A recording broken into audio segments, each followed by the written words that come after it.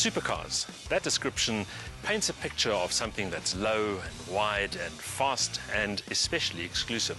And perhaps that word, exclusivity, is at the core of the McLaren MP4-12C's appeal.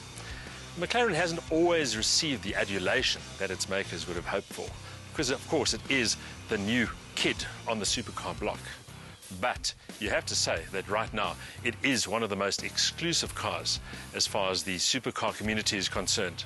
And the MP4-12C Spider is not only the latest addition to the McLaren range, but also the most exclusive of all. The MP4-12C is only the second road car produced by McLaren Automotive 20 years after the mold-breaking McLaren F1 supercar. But while the MP4-12C could be considered the natural descendant of the F1, it's also a very different animal. The Spider version has only just joined its coupe sibling, but McLaren says it was developed in tandem with the coupe and it isn't just an adaptation of the original. The Spider is as strong, almost as light, and perhaps even more attractive. Supercars lend themselves to hyperbolic descriptions. You can use words like low-slung, aggressive, sculpted and sleek, but none of those really capture the essence of the McLaren.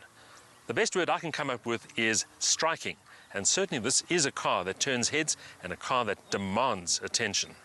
Penned by ex-Ferrari designer Frank Stevenson, the Spider is every millimetre an MP4-12C with the roof up. In fact, only the narrow shut lines give away the fact that this roof isn't fixed, but will articulate its way out of sight in just 17 seconds at the push of a button. Once the roof has been stowed in a hard-lidded compartment behind the seats, the Spider's true identity comes to the fore. It becomes the glamour kid in the McLaren stable, designed for fast journeys and hardcore blasts along sunshine roads and through twisty mountain passes. But under that sexy skin, it's meticulous engineering that's the real star. If you look closely at the McLaren MP4-12C, you'll see lots of carbon fibre bits, and there's a reason for that. In fact, carbon fibre is at the very core of this car. In 1992, the Gordon Murray designed McLaren F1 supercar was the first road car to use a carbon fibre tub and, in fact, a carbon fibre monocoque. This is the successor to that car, and it also uses a carbon fibre tub with composite body panels. The tub is fitted with front and rear aluminium subframes, each of which provides a home for a dual wishbone suspension layout with active dampers. Called proactive, the dampers are interconnected and use sensors to determine the exact attitude of the car, which allows body lean and roll to be instantly counteracted.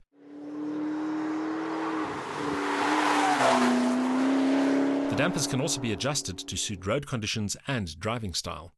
The McLaren MP4-12C Spider has been designed as a driving machine, and so it comes as no surprise that the cockpit is very much orientated around the driver.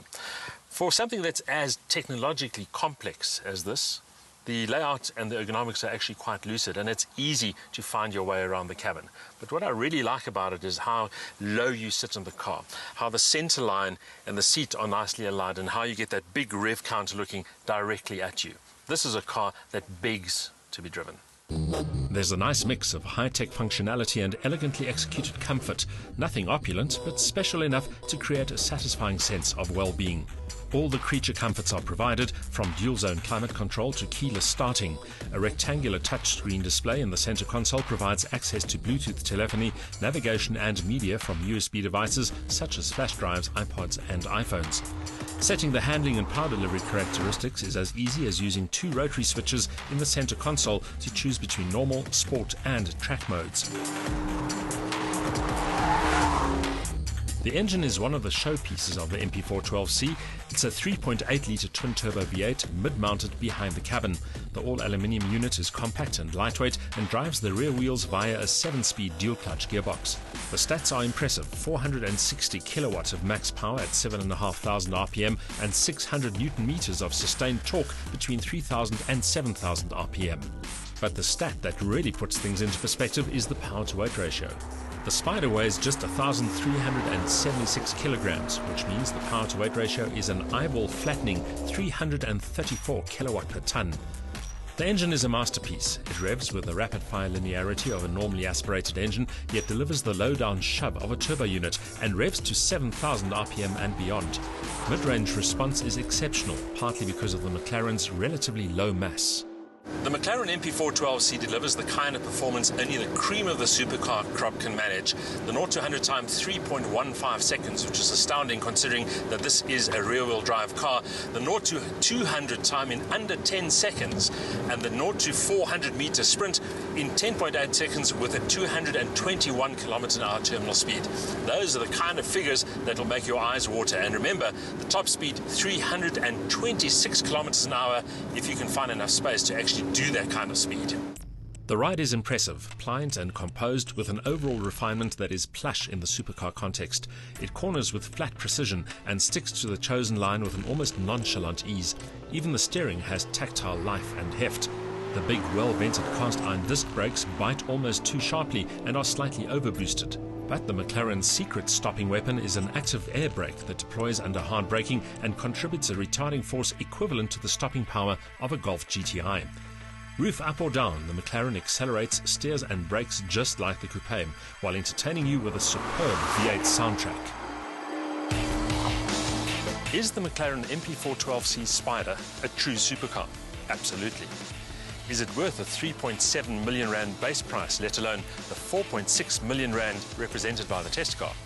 Well, in terms of engineering, innovation and pure sex appeal, certainly.